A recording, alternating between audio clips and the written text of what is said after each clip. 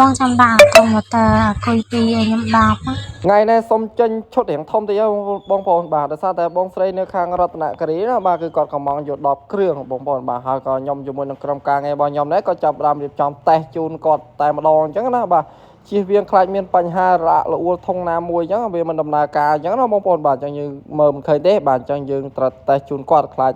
មានបញ្ហាអញ្ចឹងក៏គាត់ផ្ញើទៅផ្ញើមកអញ្ចឹងគឺពិបាកបាទអញ្ចឹងហើយយើងតែតេស្តរាល់បងប្អូនដែលគាត់កំងអញ្ចឹងបាទ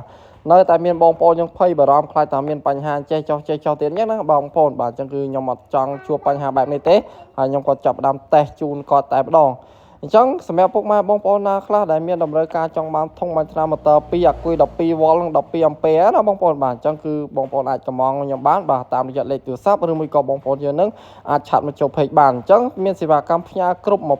25ខេត្តក្រុងទាំងអស់បងប្អូនបាទគឺអាគុយ12វ៉ុលនិង12អាំពែប្រើកាន់ភ្លើងបានយូរល្អស៊េរីថ្មីឆ្នាំ2025